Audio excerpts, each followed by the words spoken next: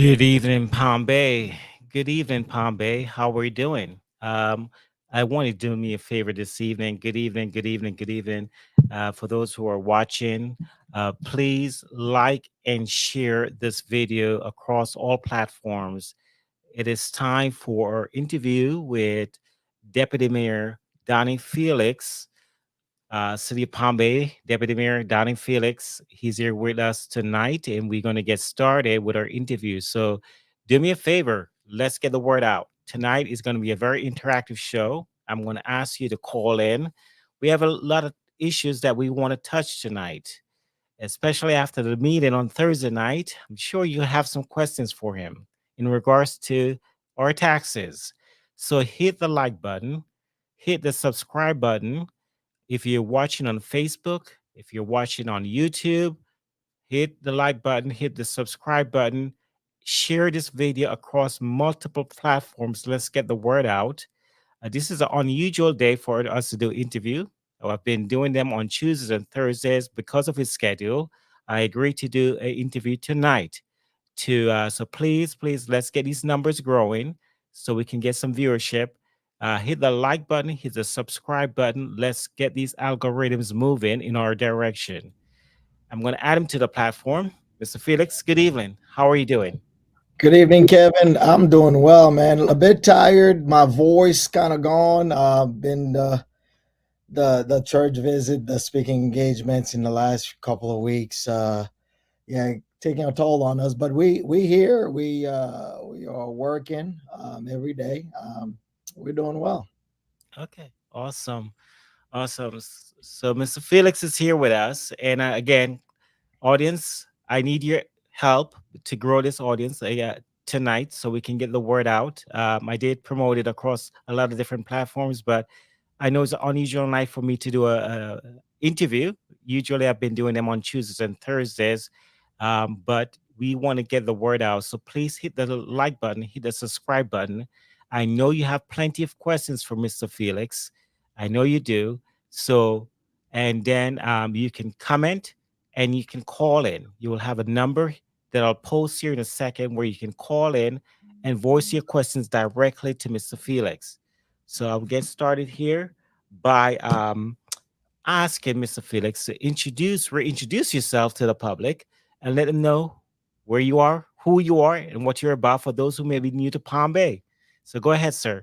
Kevin, certainly thank you for the opportunity. Let me take this opportunity to also thank the folks who supported your platform, the great Palm Bay citizen that are been there. I remember it goes back 4 years ago when you started with this platform. And let me take this opportunity to thank you as well for your service to this great community. My name again is Donny Felix. Been in Palm Bay for about 20 years. Moved from South Florida, particularly Coral Springs, West Broward County. For those that familiar with South Florida, originally from Haiti as a young man. After my high school, moved here shortly after. Really looking for opportunity to further my education and really to look for more opportunity and safety as well. So yes, I've been in Palm Bay 20 years. I've been actively working in the community, organizing, educating my community since 2008.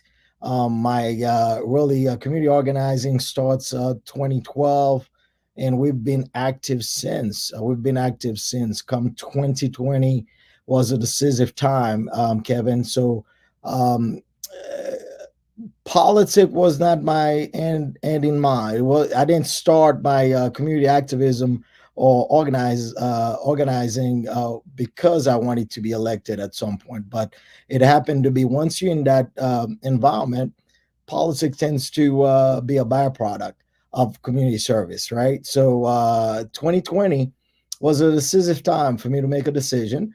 And that's when I decided, after certainly I seek for guidance from I'm a man of faith.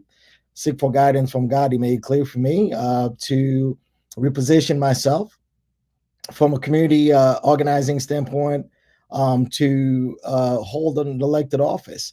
And sure enough, I got in, and with the blessing of my wife as well, and that family is important. So my family was behind me, and they got behind me, and that's how I believe we were successful in 2020. One other thing as well, I've always said I love this community, and I do.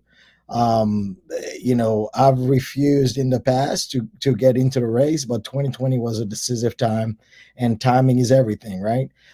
That's when I got in, and we were successful in the elections in 2020. So I've been serving faithfully since.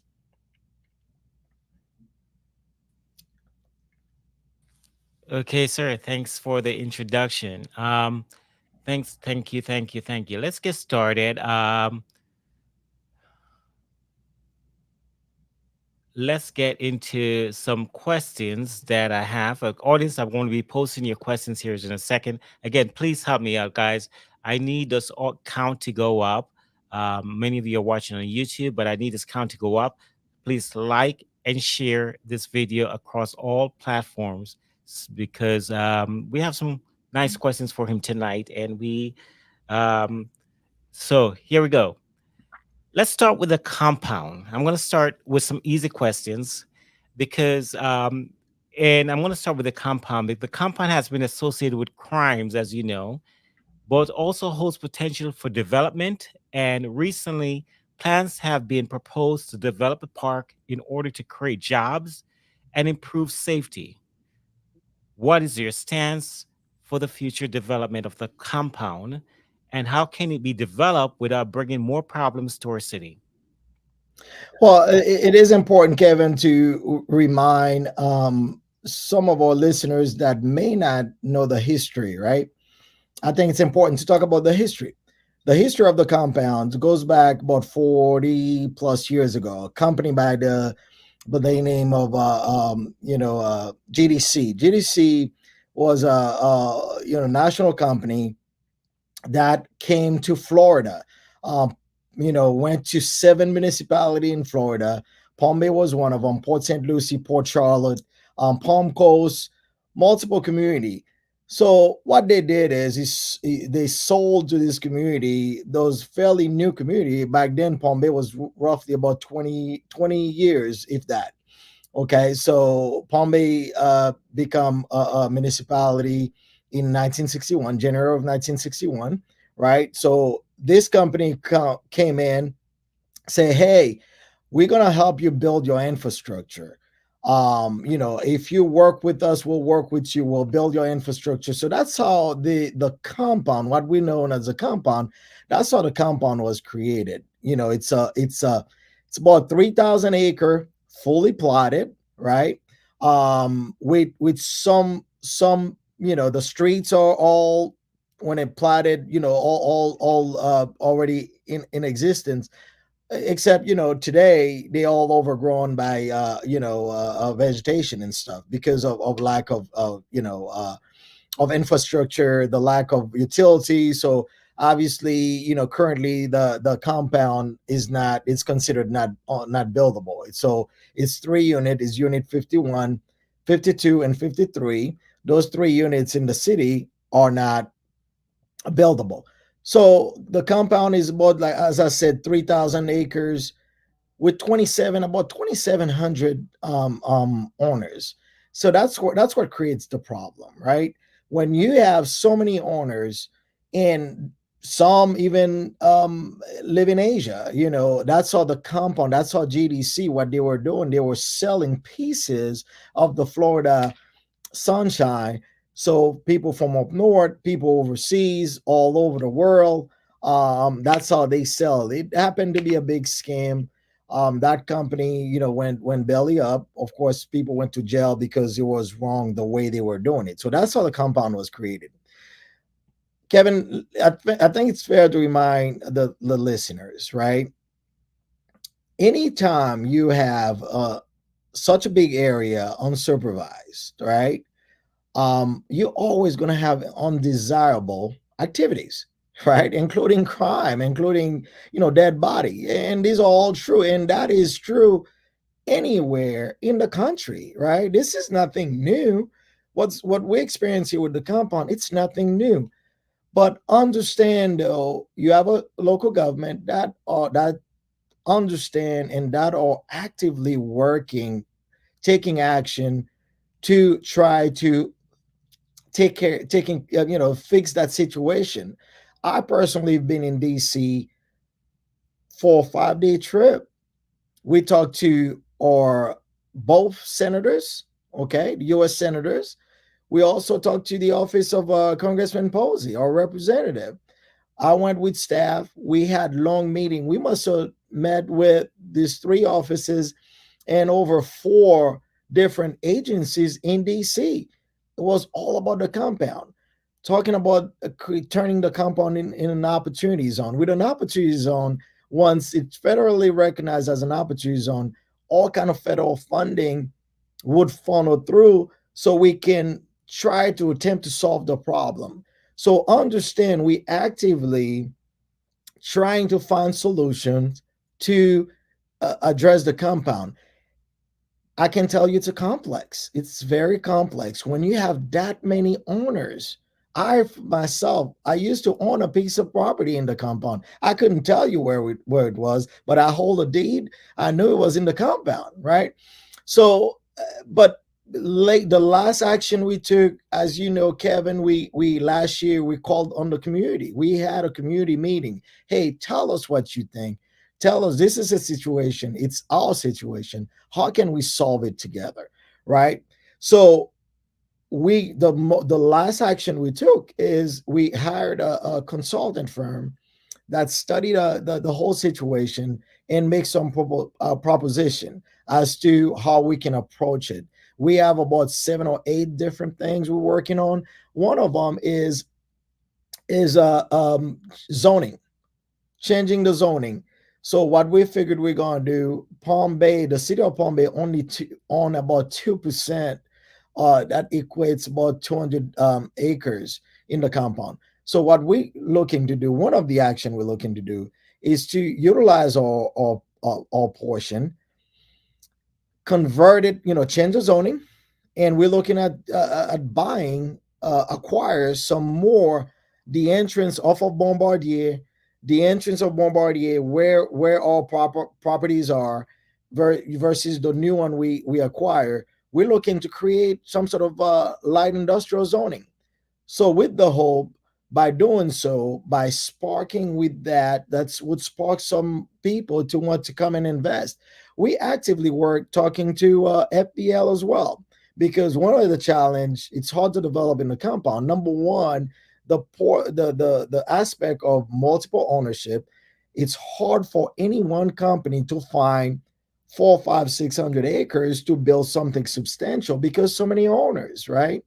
So, but we are talking to a company like FPNL to create a substation in the area. So once you start providing utility, then that may attract some development. So know that I said a whole lot of things. Know that we are constantly thinking of ways to build and get movement to get us out of that the place we've been in the compound. But it's not one solution. There's multiple things. We're hoping by starting building like some utility, and maybe that would spike people to start, considering to sell their property, and also increase the value of the properties as well. So I know I said a lot, but hopefully that kind of sums up. It's just not a one answer question. Okay. All right. Great. And I welcome the response because you're sitting on the dais right now. So and you're the incumbent, as we all know, and so therefore your responses are valued because valuable to the audience I because appreciate it. you're currently making the decisions Yes, sir. in those regards. So I definitely will entertain your response at all times. Okay.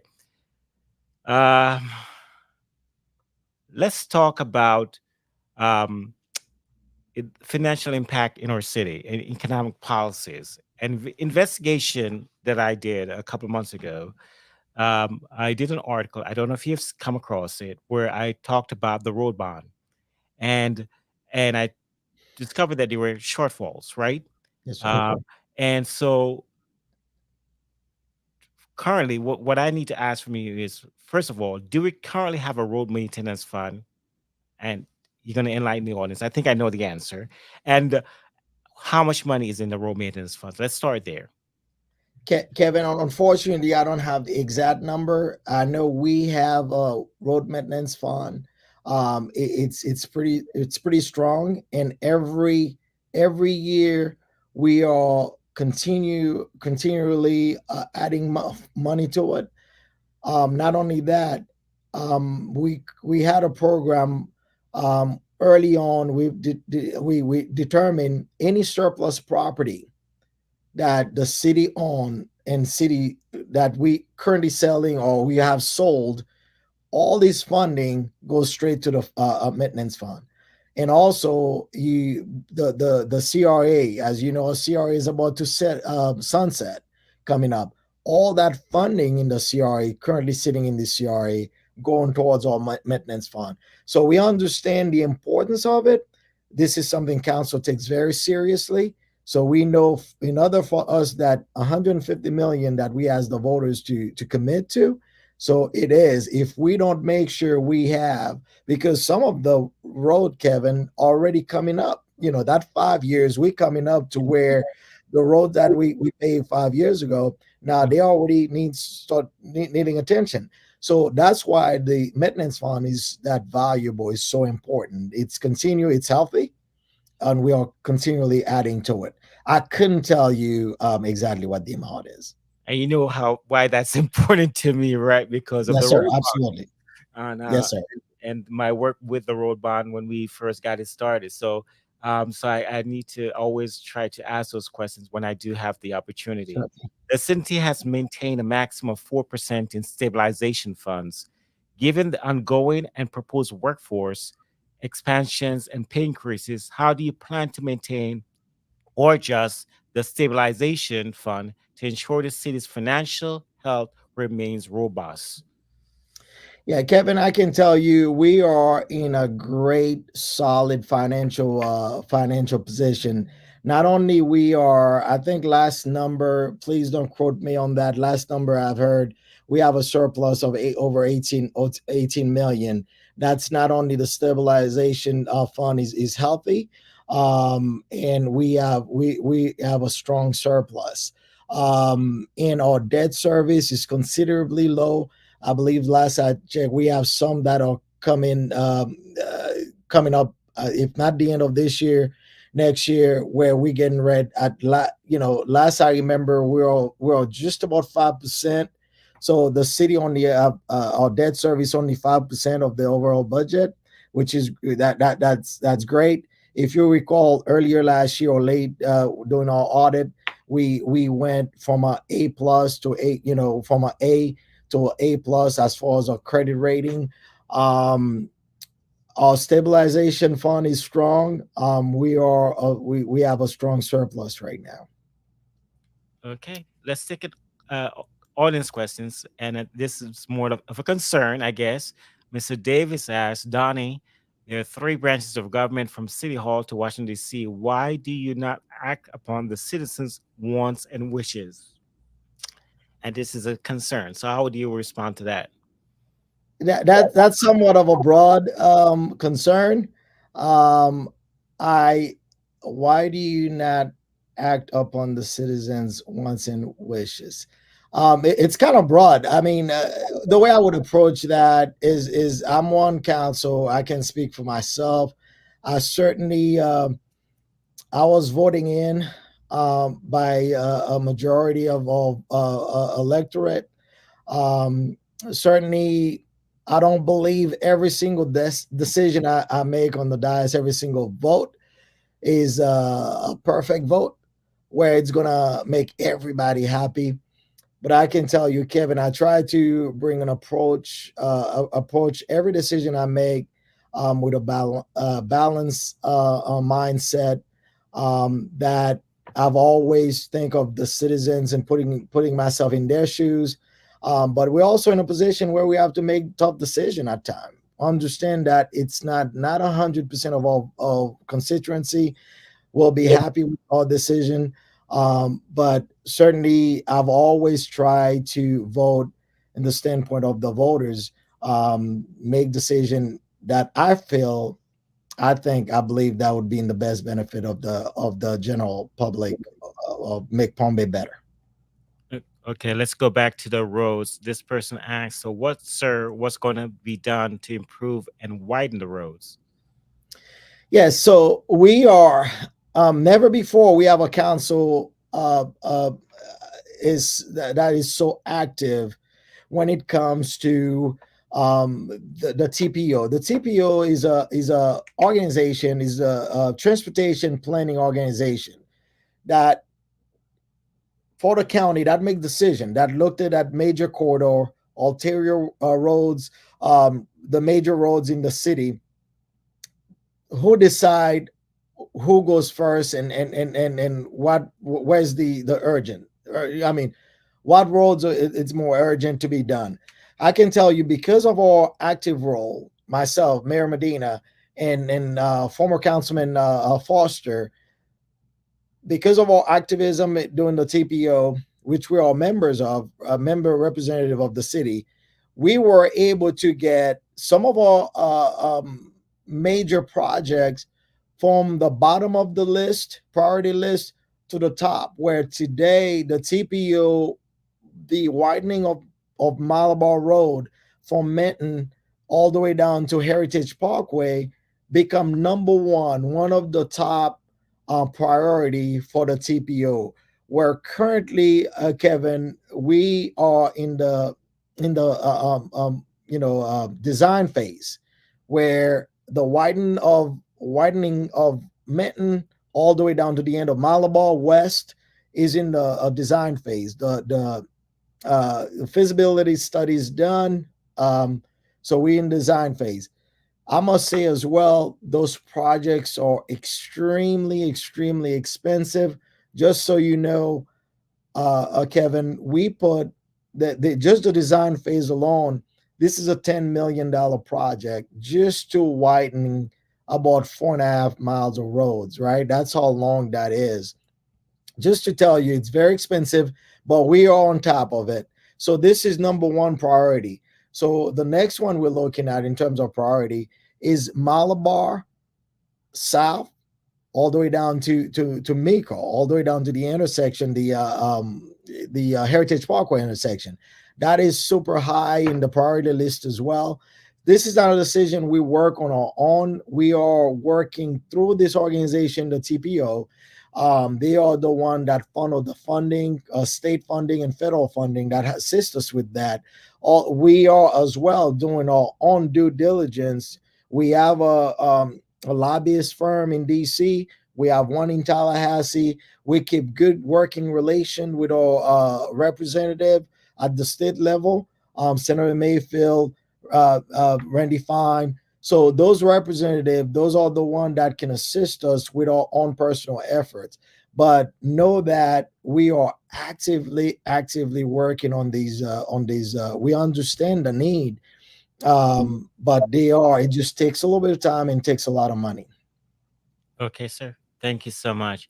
Um, let's and Mr. Davis, I did see your for another your other question. I'm going to be touching on that question here in a second. Just give me a moment to move shoot some other questions here, because that's a big question that a lot of residents want answers to, and I think that conversation is going to take a bit of time. So before we get there, let's get some other feelers out of the way, and I'm going to ask you another question, and this is relative to um, Bayside Lakes. Um, Bayside Lakes currently, well, they did have a golf course, Yes.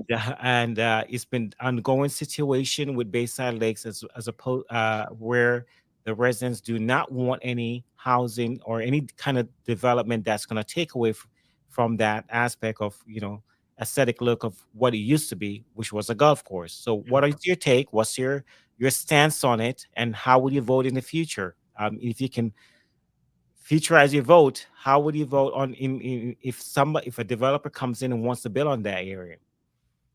Kevin, thank you for that question. And I did anticipate that question. So if any of the listeners or the audience, follow my vote and when it comes to Bayside, would understand what my position would be. um Kevin, like you, I'm a resident of Bayside. So I purchase I've always said, I'm not a big of a golfer. I've been on the course a few times. I live right on the T14. Any of the golfers listening or watching? Yeah, so I have a vested interest on the golf course. And my answer is simple, Kevin. The resident of Bayside was purchased their home on the promises of a golf course, living on a golf course. They should have that. Okay, so that says it all. I believe that the golf course should remain a golf course, right? I know might be some modification, but unfortunately, we're dealing with a situation where the property owner's right. So this is something that we are constantly talking to the owner, okay, looking at possible solution. We have a owner that feels like the property worth a lot of money than she paid for it. And that's fine. I mean, I think she should be able to maximize her investment. Um, this is a great American way, right? Capitalism at its best, but understand though that should not be at the to really be at a disadvantage of the homeowner that lives on the golf course, or really creating something that become a nuisance for the existing homeowner that lives in the Bayside community. Because the aspect again, yeah, the other aspect is volume, density.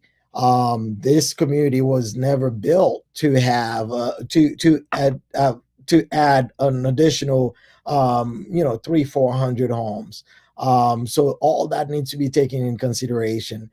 So certainly I've seen yeah, is there maybe room for some, there, not me, but there's resident in the Bayside area that would even consider or entertain a smaller golf course instead of 18 holes. Could be now it down to 9 holes golf course, and maybe surrounding with some additional entertainment or what have you. But again, Kevin, the short answer for me is I think the golf course should remain some sort of recreation area.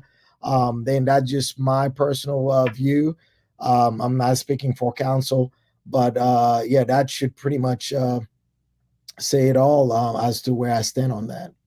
Okay. Speaking of recreational, you've been following my show for a while, so you probably Yes. know this question that's coming. When are we going to get a downtown? When are Yes. Palm Bay going to get a downtown? I ask this every time I do these shows, and I can't get a favorable response. So when are we going to get a Kevin, as you know, and I try to be as honest as I possibly can, and I won't tell you something on the air that I wouldn't tell you off the air. The reality of the matter is, as a government body, we don't determine that. Hey, we the government, we're gonna build a downtown here. As you know, it doesn't work that way. Our job is to create an environment, an atmosphere to attract private investors, okay, to make the community safe, to create recreation, and say, hey, come and invest. And this is the vision. As you know, the US 1 corridor, the BMU, we change the zoning just to entice folks to come and invest, change the zoning, land use opportunity to create that mixed use. So that area, it's been part of the conversation a long time, and you've probably heard that reference to the BMU where the US 1 corridor from RJ Conlin down to Malabar. There's potential for that area. So the other thing as well is the Emerald Lakes area, that intersection, the Heritage Parkway, there's potential a resemblance of somewhere, so some sort of downtown with the shops and the restaurants, and within that intersection there's opportunity there. But these got to be all private sectors investments. So the city, we create an environment, work with developers. Hey, we'll work with you, the permit process, whatever the case might be. We create, so our job is to create the environment so we can bring these people in. But unfortunately, we are the government. We don't have the means in terms of finance to say, hey, we're gonna dedicate this 1,000 acre to create an environment of a downtown. That's the reality of how things work. But And we certainly are looking. We certainly, it's very promising. Some of the project we approved down south, Babcock, within that intersection, Ashton Park, that's 1,500 acres of that. The idea of a 15 minutes community where you don't have to go any further than 15 minutes to find everything you need. 1,500 acres, all sort of mixed use, mixed housing, church, hospital, your dentist office, you live up there, your coffee shop is in the bottom. So that kind of feel where, where you don't have to drive, you can bicycle, you can ride your bike, skateboarding, what have you. That's the direction we're going in. That's why we're encouraging that kind of development. And we got two of them coming that down that way. okay, let's talk about impact fees. There's been a lot of talk about impact fees and how they're being used. What measures would you implement to ensure the developers pay their fair share of impact fees? And how would you use these funds to improve community standards or Yeah, infrastructure? so impact fees are important, right? Impact fees are important. With impact fees, I think it's super important where for new development, as they come to our community to pay their fair share, to have access to our police, public safety, to have access to our roads, our park and recreation, and so on and so forth. They need to pay their way in to improve the condition for us to be able to have the ability to expand on park and recreations. For example, more location like the southeast, for instance. Kevin, we both live in the southeast.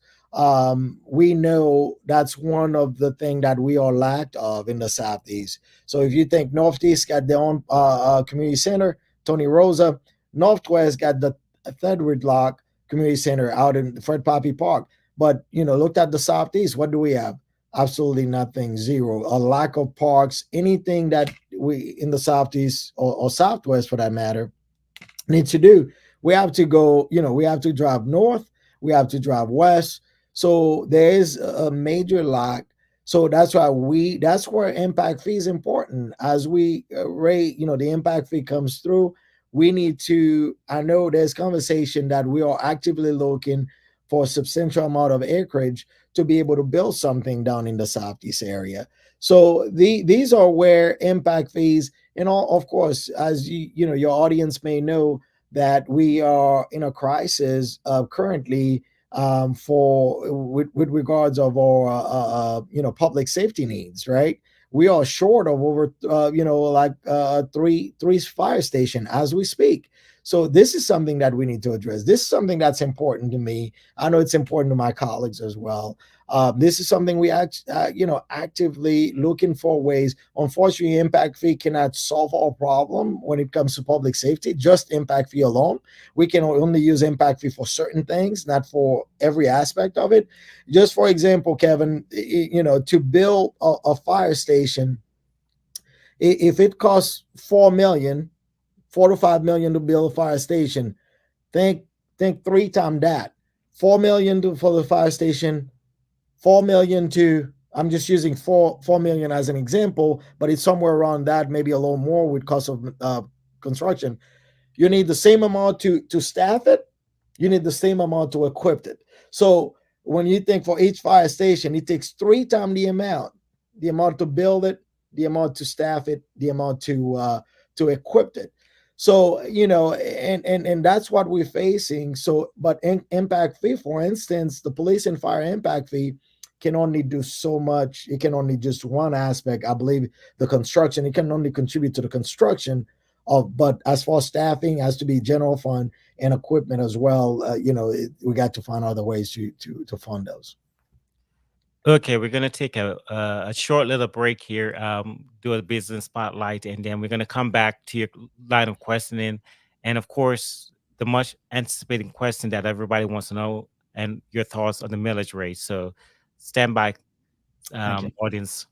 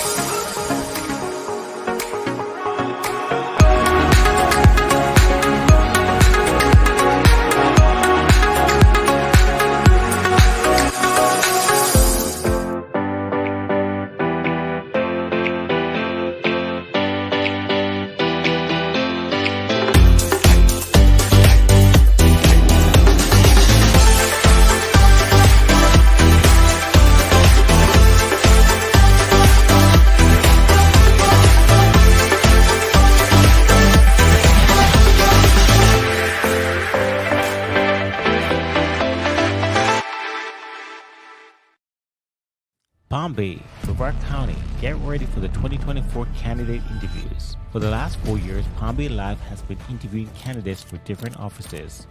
Palm Bay Live will continue this tradition of giving you, the resident, the opportunity to pose questions to the candidates starting this July. Our first set of interviews will start on July 11th.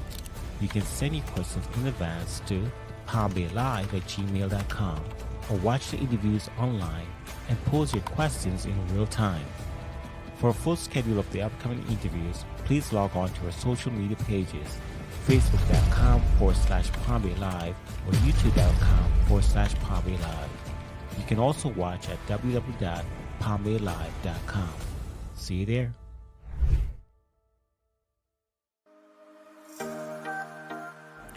At Handle with Love Pet Care, we understand that pets are family. Our mission is to provide loving, personalized care for every pet, every time. Whether that's a fun play session in the backyard, a walk around the neighborhood, or just some much needed cuddles. Every pet, from bunnies to birds to fishes, they all receive the one-on-one care and attention that they deserve. We offer a wide range of personalized services, so even if your pet has unique needs, our professional and trained sitters have you covered.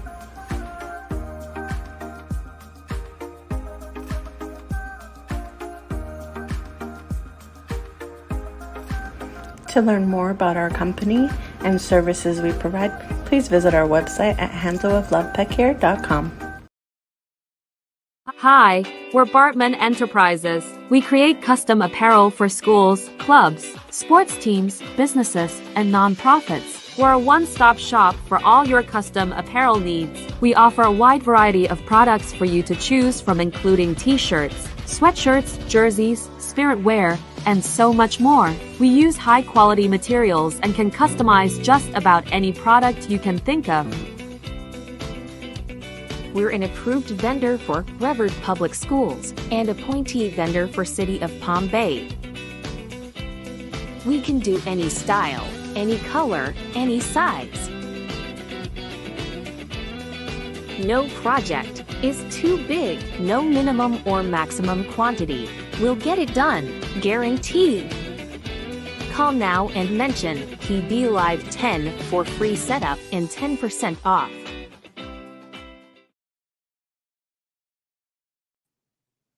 Okay. Just waiting for Mr. Felix to come back. Here we are. All right. So, welcome back, sir. Thanks for Thank you. allowing the businesses. I'm starting this business spotlight to give the community an appeal, area to appeal to the community to support them. All right, um, Ms. Felix, I want to talk to you about the vacancies on the dais, and that is some area of concern. Currently, the way this chart is set up, because of the recent vote that we had a couple years ago, um, we are doing appointments, right? That's where we at. When a vacancy is there, the individuals on the dais will appoint someone. Am I correct? Is that how we Correct. say? All right. Correct. That's what the voter had voted that, yeah, in last election. Okay. And there's some. The community doesn't seem too happy with the idea of that continuing. So, are you opposed? Because I know the mayor had brought it up in the last meeting and tried to, try to see if we can get it back in the ballot to have the community reconsider that option. Are you opposed to that going back to the voters for reconsideration? Absolutely not, Kevin. Absolutely not. I mean, I believe, as I said before, I believe that I work for the voters, Kevin. I would adhere and respect every decision the voters um, decided to do. What I disagree on is when the voter has voted and we got member of council that pick and choose, right? It doesn't work that way. Pick and choose what they're gonna respect and what they're gonna upheld or overlook. To me, how disrespectful.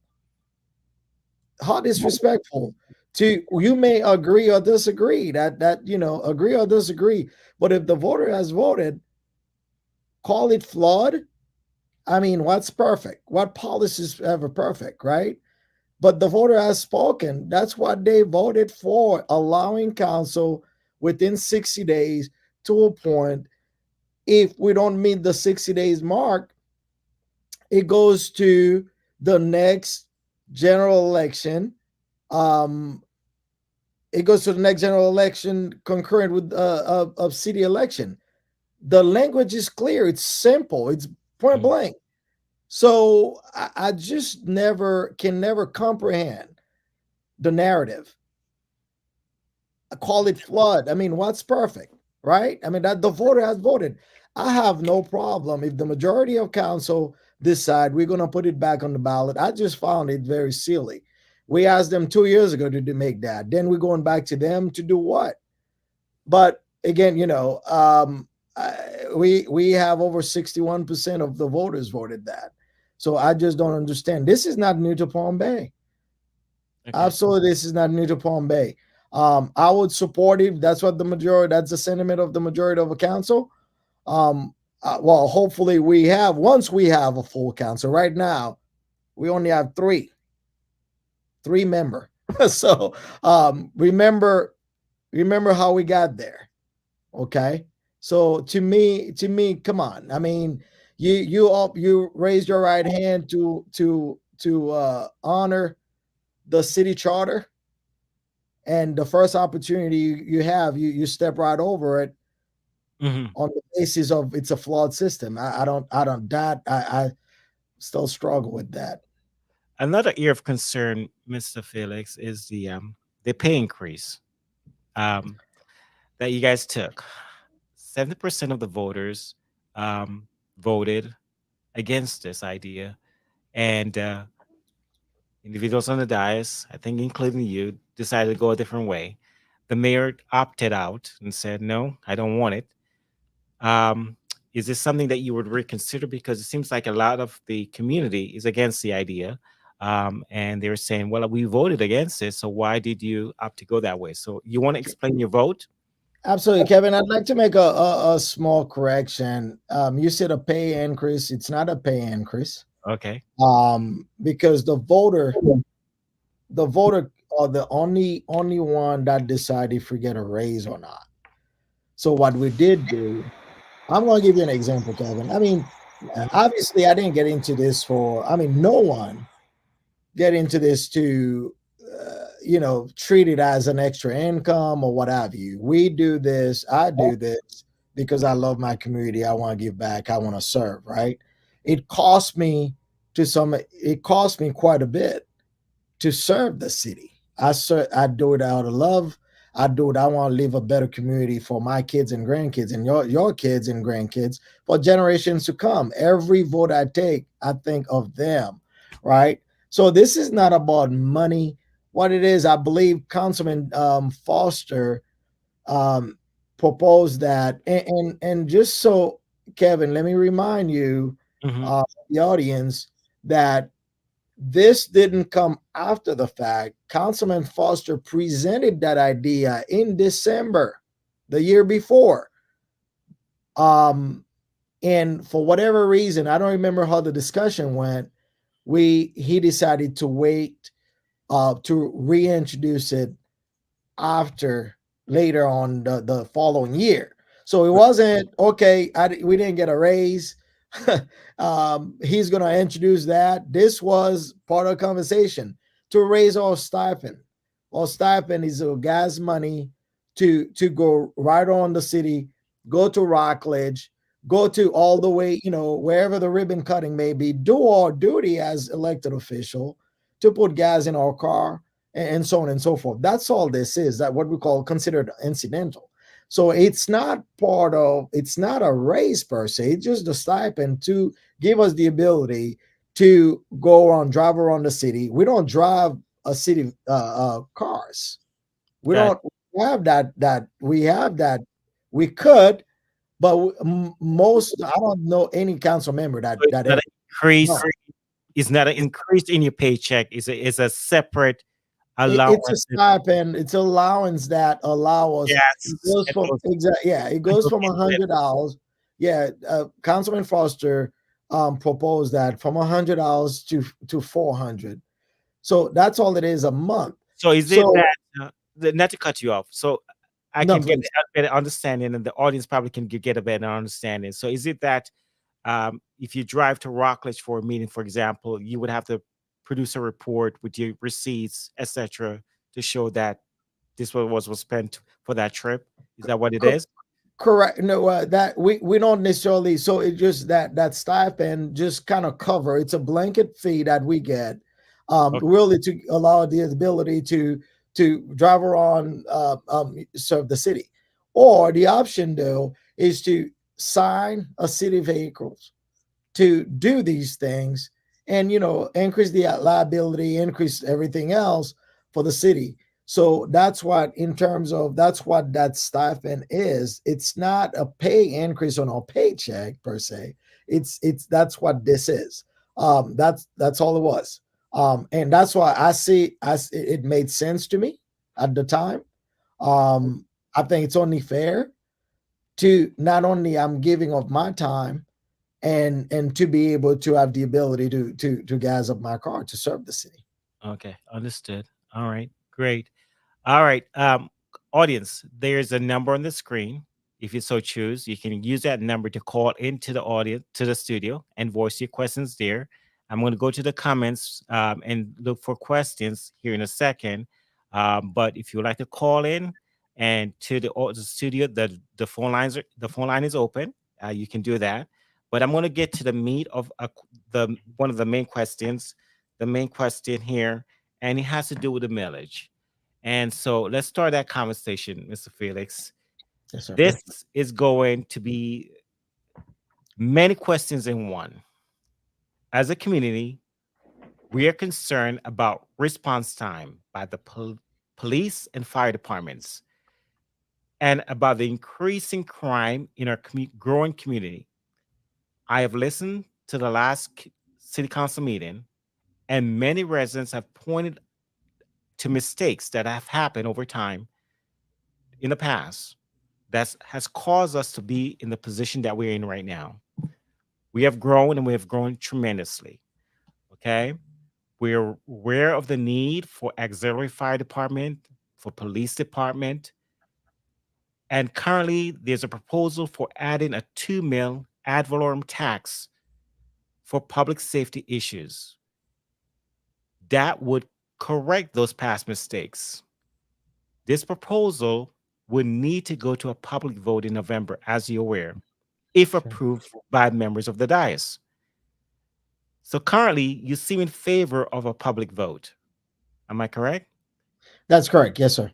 All right. Can you I'll say. elaborate on your position for me and inform the residents why this is a wise move? So, Kevin, we are facing, and I think you create a great narrative of what the current situation is. Thank you for doing that. Within the question, um, yeah. So we at a critical point. So I'm going to throw some numbers, and your audience will understand. So the national average response time for when you call 911 for fire, for an emergency, the national response time is 6 to 8. It's been in some instance, some of our response time escalate to like 19 minutes.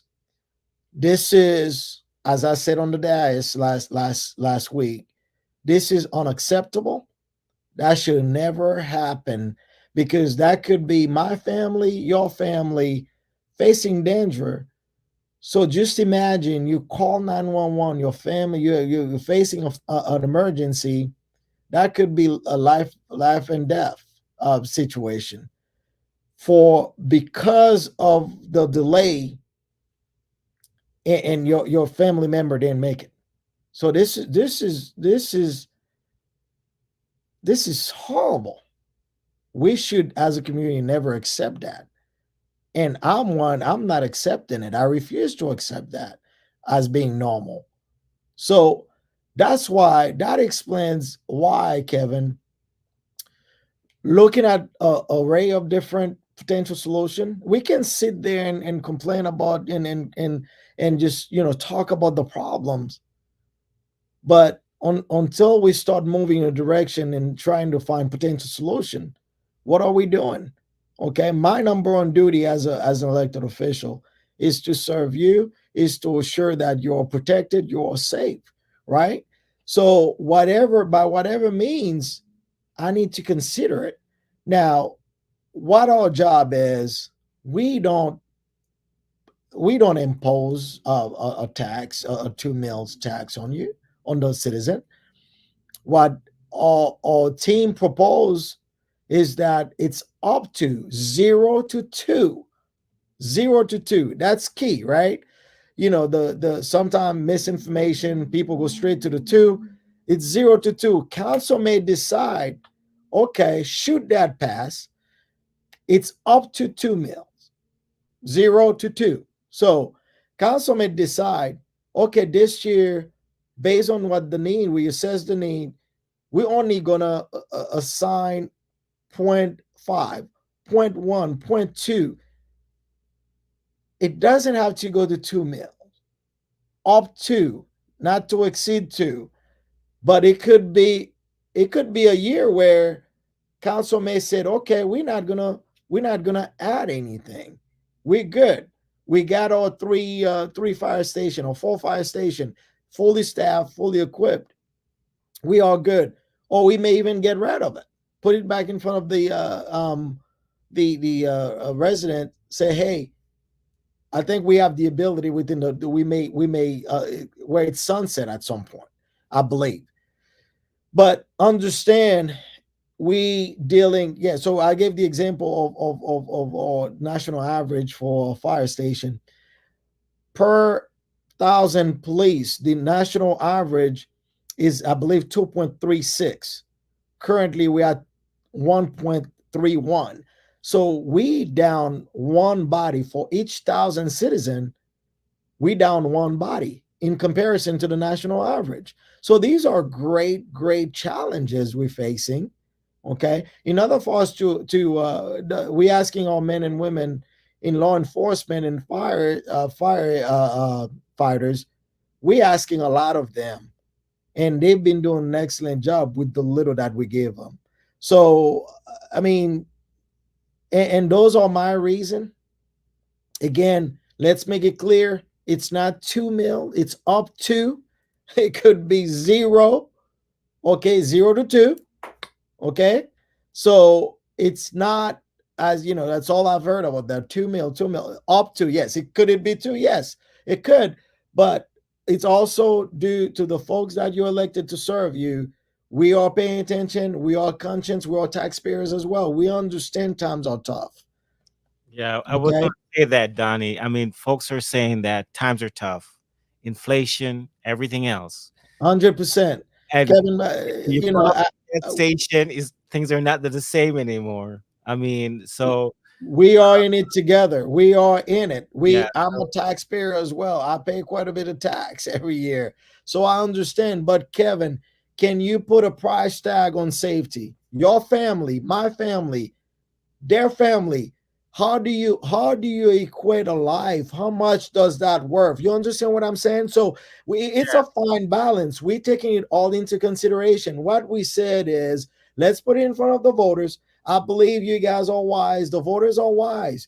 They're gonna tell us what they want. That's okay, all I ask. To yeah. me, I not did not a, not I looking did, at this option is doing ourselves a disservice. I did an instant poll right before I came on live today, and I asked the question: should we pretty much have this ad valorem tax? Nobody voted yes. We had 35 no's, and this was like about an hour before we went live. Um, Kevin, how many the, people answered? If I'm just, just challenge you a little bit. How many people 35. answered? It was probably about an hour before I went online, so it's only 35 got to see it. So 35 answered. But keep in mind, Kevin, we have an electorate of 95,000 voters. So let's not discount it, right? Let's not Right. hear the voice of the minority. So let's give the people an opportunity to speak to us, right? Oh, Right. that's all I ask. If they said no, that's fine. We go back to the drawing board. Would you not agree? Yeah. So I Any do point. understand the situation that we're in, but that leads me to, and I audience, I'm not discounting any questions. I'm seeing them, but they're pretty much just along the same line of questions I'm asking. But I will pull up some questions here in a second. Um, w- I lost my train of thought for a second. So would you agree that there was probably some mismanagement along the way? Yeah, I think I'd say it's a priority. The priority wasn't in the right place.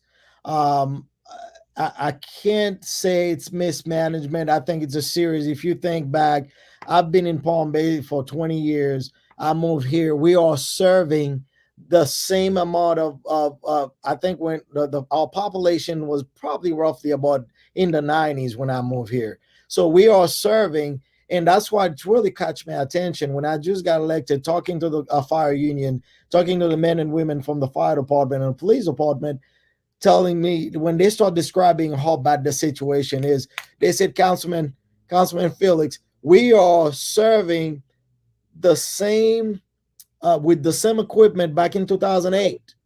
We are serving with the same amount of equipment, the same amount of fire station from 2008 with an increase of 30, 40%. I mean, about 20% of our population. So that's when it's really start gearing up. I mean, we got to do something. We got to really prioritize our funding properly. And that's so really we start really pushing and paying attention to, pushing towards that in that direction. But yeah, I agree. I would say what the way I would put it, it's probably priorities weren't lined up correctly. I Yeah. think that's where we are where we are. And I think once the roads start going in and the builders start coming because now they see the roads, Sure. I think somewhere along the line, or our thought process wasn't along the line of, hey, listen, this is happening, it's happening fast, right? Yes. Are Yes. you with me with that? I And agree. and so therefore I don't know who is to be blamed, but I think a lot of from what I'm seeing on social media, a lot of folks have questions, including me, because I'm a resident. So, and I pay a lot of taxes. So I have to say, and it's not trying to be biased one way or the other, but I am very concerned about how that unfolded. Um, so it leads me to another question. Currently, our city manager, if you from an A to an F, how would you grade her? Considering the where we are, I think she's doing a good job. I'd say she's doing a good job. She is doing everything she possibly can. I believe she has the city's best interests at heart. It's not an easy job. I certainly would not want her job. I mean, I tell you that much, right? It's a big responsibility. So managing such a budget, managing over a thousand employees, it is a big task. We asking a lot of her consistently. I mean, she essentially think of having five different bosses, right? I mean, when we were five, so three. You have to answer to every single one of them, right? She doesn't answer just to the mayor. She has five, right? I mean, with a full council. So Hmm. it's not an easy job. We may all want the same thing, right? I believe we all love the city. Every single member of council, we love this city, right? But we may have different views how to get to what we want or what we think is best for the citizens. We may have different ways to get there, and she has to go and manage all of that different personality and so on. I believe I have great faith in my city manager. Okay. I think she's doing an excellent job. Can she do more? Of course, we all can, right? Um, truly, honestly, I'm in support with staff overall, um, and be there to support them because really, at the end of the day, right? My job to some degree is yay or nay, right? They the one that make it happen. They the one that did the day to day. When I'm sleeping at night, she's probably up, right? So I honor that. Yeah, can she do more? I believe we all can. We can always do better. But in terms of I think she's doing an excellent job considering. Okay, let's go through the audience really fast. Let's see if we see any questions that we can bring on the screen real quick. And some of these are basically comments. I think that was already answered. Did your paycheck increase when the public said no? He already answered that. Um, let's see.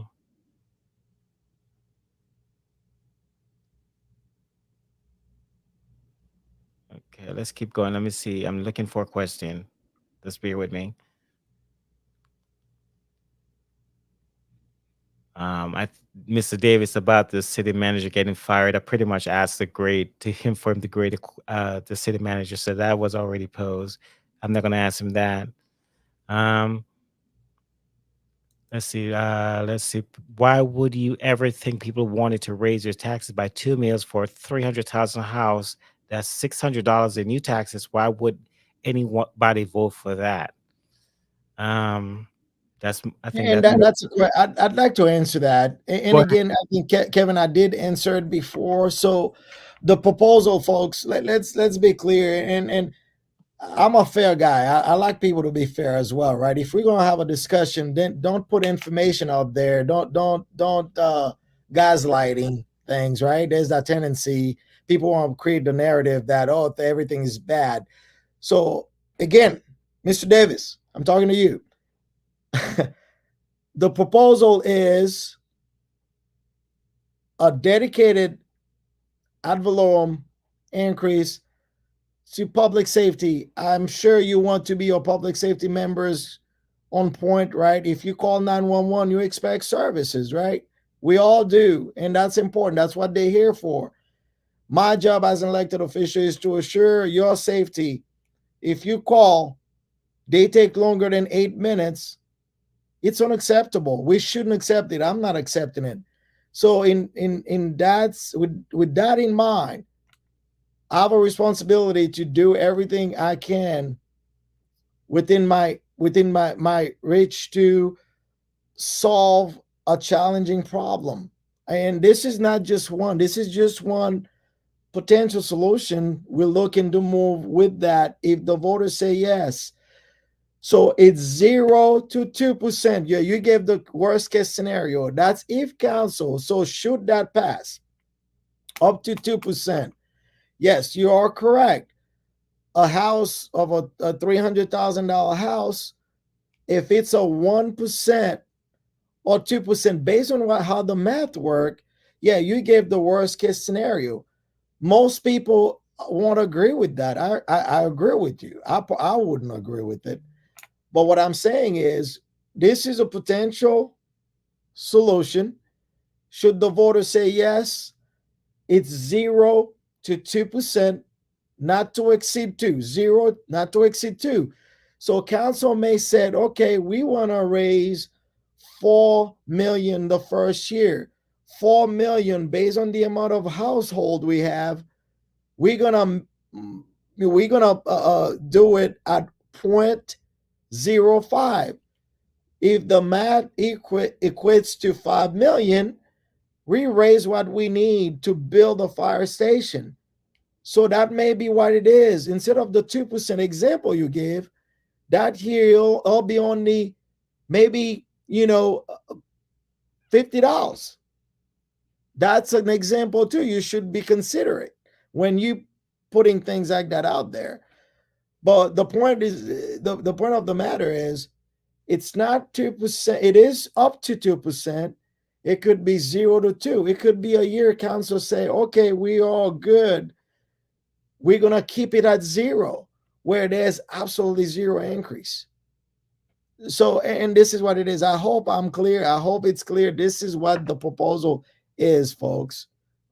We're not imposing. We're telling you this is what it is. You have the choice. If you give us that opportunity to tackle the challenges we have, and this is how it would work.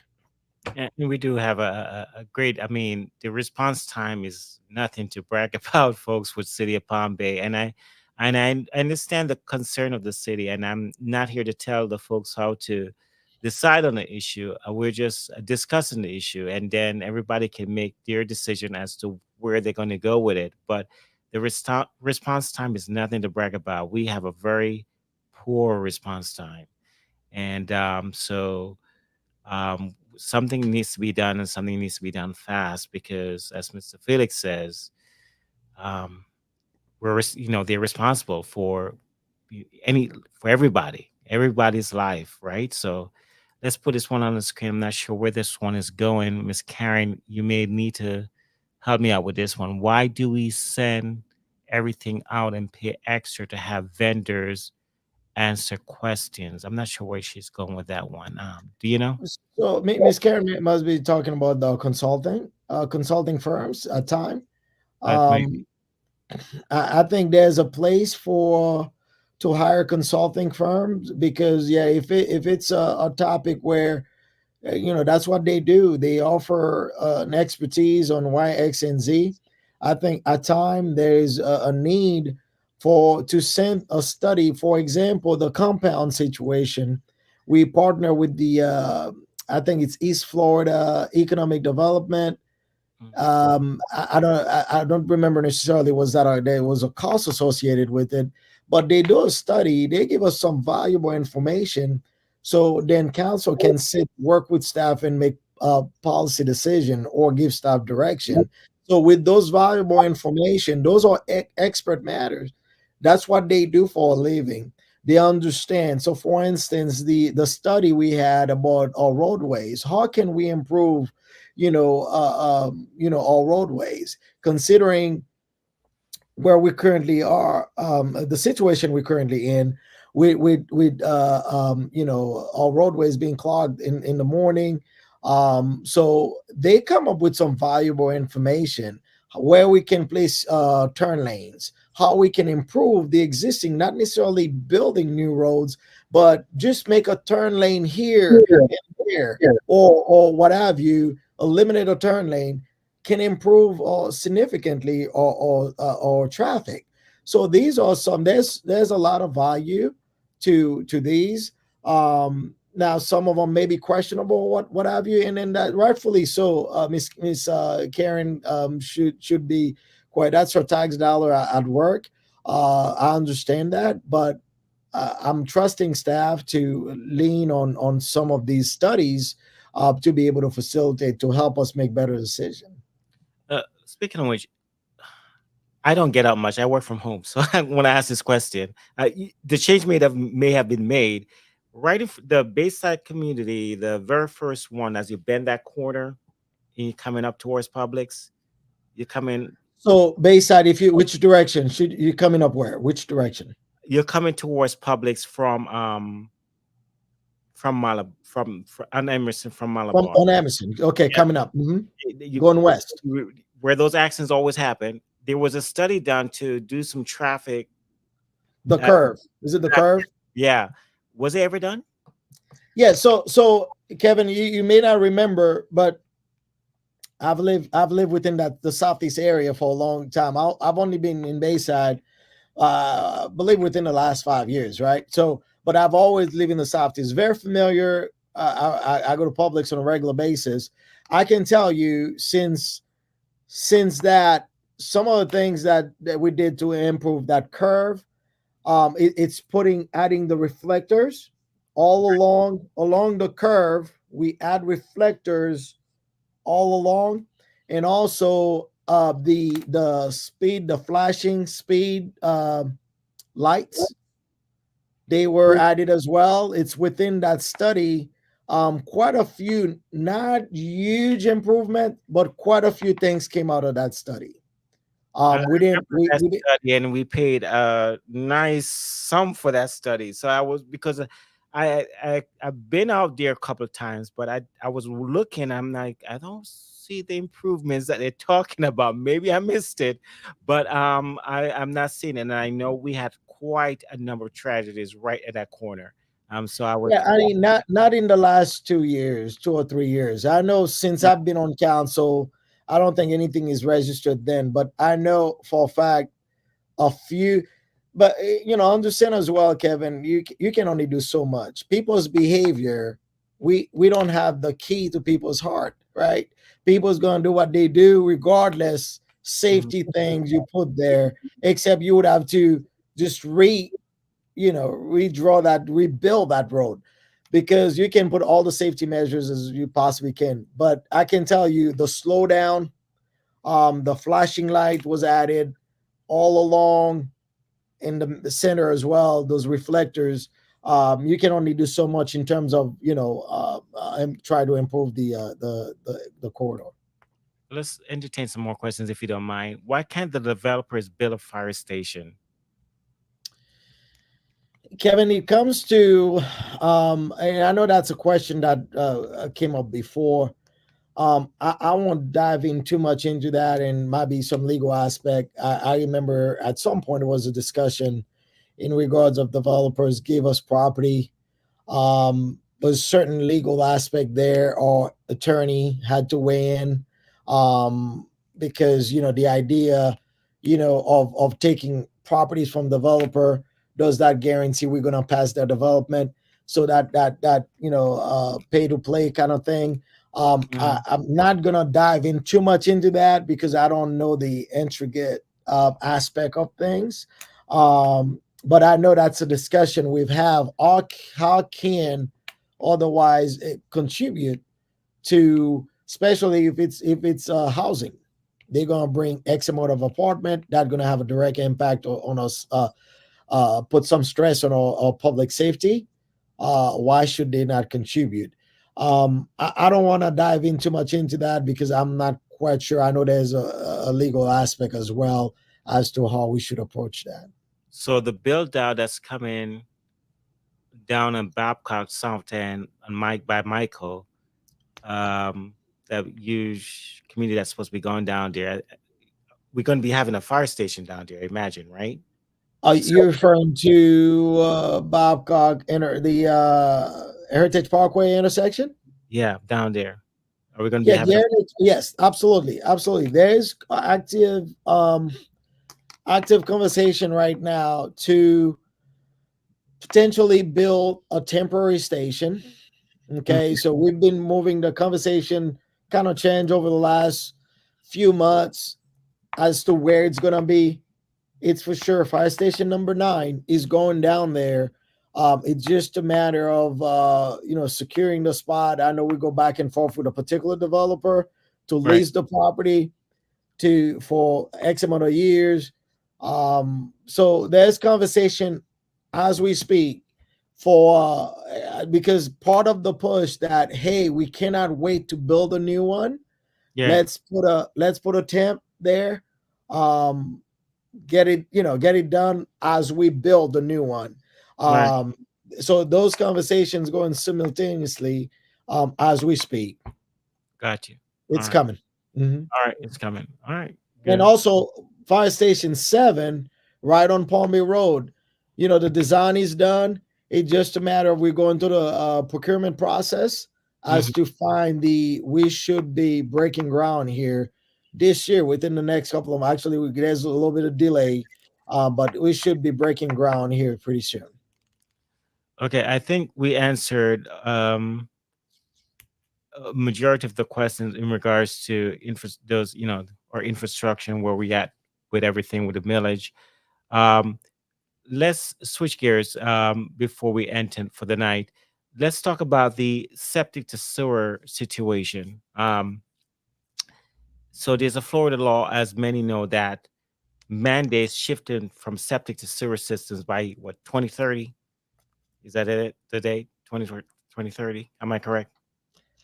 Say that again. I'm sorry. There's a Florida law, pretty much mandating that we shift septic to sewer by 2030. Am I correct? Yeah. So the Florida law statute, the state statute has been in the book for a long time. Hmm. So we never really we got quite a few municipality that never done it. In fact, every time we talk to our state legislature about help with this program, first thing they ask us, we need to impose the mandate. So it's been in the book for sewer, not water, but for sewer, it's been in the book in the state statute already. So what you're talking about, you making a reference to something else that has to do where the cities would be responsible for to maintain it used to be the state. What you're referring to, that's what you're referring to. But in terms of the mandatory sewer, it's been in the book for a long time, as far as the state Okay. is concerned. So Palm Bay has allocated $420,000 from the opera funds to Yes, sir. assist income households with this transition through a first eligible uh, program. What is your overall thoughts on this program, Dan? What's Yeah, your overall so Kevin, yeah, the overall cost is it's huge, right? So what we said is well, the best way to eat an elephant, it's one bite at a time, right? So any existing um resident that lives on sewer that have access to sewer, water and sewer, we said will be, especially we're looking at in to protect our Indian River Lagoon and Turkey Lake, Turkey Creek. Mm. So we started, there's a fund, the county has a Sorrel fund where we start helping these communities because they have a direct impact on the Indian River Lagoon and Turkey Creek. So we've been helping these residents to hook up. So what we passed the mandate. If you have access, you're gonna start those letters start as we speak. I believe they probably start going out. Prior maybe within the last month or two. Mhm. We will send you a letter. You have about a year to connect, and what we'll do, we'll pick up the tab until the money goes out. But the question is, well, if you paid for Kevin, what about me, right? Right, right. Now it's a matter. Our hope is to be able to continue raising funding, whether it's through grant or continue trying to get money to continue to help future residents. So the intent is not to take care of these now and not put any effort to continue assist resident. It's we got to start somewhere. We allocated that money to start helping existing resident and hopefully continue to assist other resident. And what's that gonna do as well, Kevin, is to give us the ability to extend services. Bear in mind, sewer service is only available in less than 30% of the city, if not 20, I believe. I think it's about 20%. So think of Bombay, 80%, we still don't have access to sewer. Now the subdivisions, they mandate they have to bring water and sewer, right? To in order for you to build a subdivision, wherever it may be, you have to bring it in. But like the rest of the city, Mm-hmm. we don't know when we're going to be able to extend sewer to those communities, to those areas, to those communities, right? So what that would do by more people joining in, putting in the pot. No, once you hook up now, you have a monthly service bill, right? So that what that would do is allow the revenue pot to be larger, where we can extend more services. Eventually, get the whole. That's the goal one day to be able to get the whole city on sewer and water and sewer. I Okay. hope I answered the question. All right. You did. Last question for the night from me. I don't know if there's any more questions to the audience, but that you want to entertain. But let's ask this. It has to do with the moratorium um, proposed initially by Kenny Johnson, and he took it back. So, give me your thoughts on it. Why wouldn't you be in favor of a moratorium on car washes, storage facilities, Dollar Generals, the likes, so that way we can play catch up, so that way we can be able to manage our infrastructure better, etc. So, in the world of development and investment, Kevin, moratorium is almost like a dirty word, right? So, as an elected body, we have the ability to say no to things as a body. We don't need a moratorium, because what that does is send a wrong message to investors that we are not friendly. We are not a community that are friendly. Now, I mean, if you've been watching the last few months, you would see that this is a council that don't have an appetite for more storage unit. That's a Hmm. council that have no appetite for more car wash.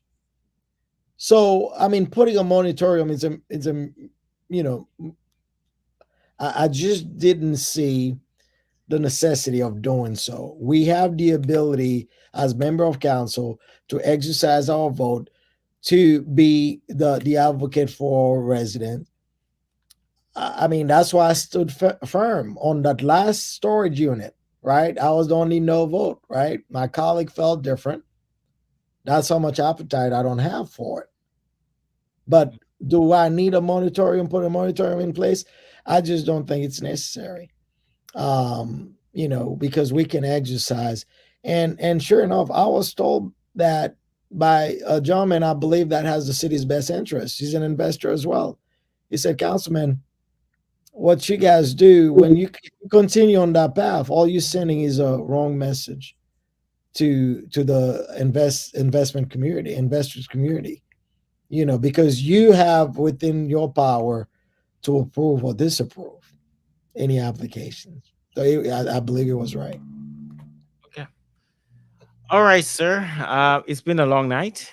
Thank you so much for joining us tonight. You entertained the questions from the audience. I like that, and wish you best wishes on your campaign. I'm going to remove myself from the screen, and you're going to tell the audience why you should be the best fit for this to continue in your role on the dais. Um, and here you go. You have the Kevin, let me say this real quick. I believe Mike Hammer is a gentleman. Mike Hammer, by the way, agreed with my decision, most of my decisions. Um, and I believe Mike Hammer wants the same thing I want. And anybody that throw their name into that pot, into the race. I have a lot tremendous respect for anyone that want to serve their community. Um, so, I've done this because of love to serve, love for community. I want to leave a better Palm Bay to my kids and grandkids, to your kids and grandkids. I'm going to continue to do what I think is best for the community. I'm going to always listen to the residents. You may not agree to every single decision I made, but my as long as when I go to sleep, I sleep well, knowing that I did the right thing. That's what I'm going to continue to do.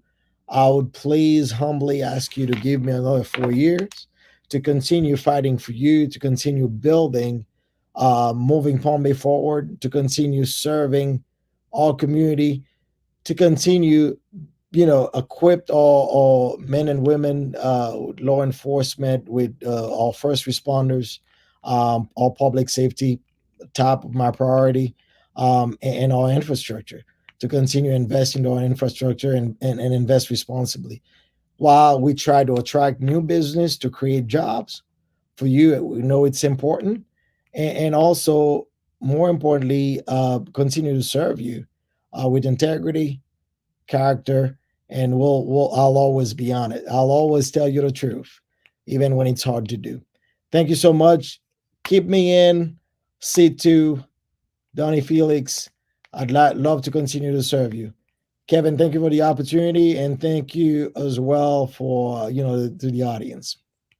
Thank you, sir. And audience, tomorrow night, the interviews continue. Tomorrow night, I'll be interviewing at 7 p.m. Eastern Time. Peter Filberto will join me live on this platform. Then at 8 p.m., mayoral candidate Tatiana Rosado will join me, and she will be on at 8 p.m. On Thursday, we will continue the interviews with Miss Edith Rivera and others. So join me to the rest of the week for these ongoing interviews. Please support the podcast. Please support what I'm doing, trying to serve my community the best way I know how, and not asking a dime from the community. I'm just trying to serve my community. It takes me hours to write these questions and put these podcasts together, and these nice little fancy background that you see going on, all these other things. So please support the podcast, share the videos when they do publish, and our go online and join me tomorrow evening starting at 7 p.m. Eastern Time. And thank you for your continued support for those who have supported me over the years. Have a good night, Palm Bay. Thank See you you. tomorrow.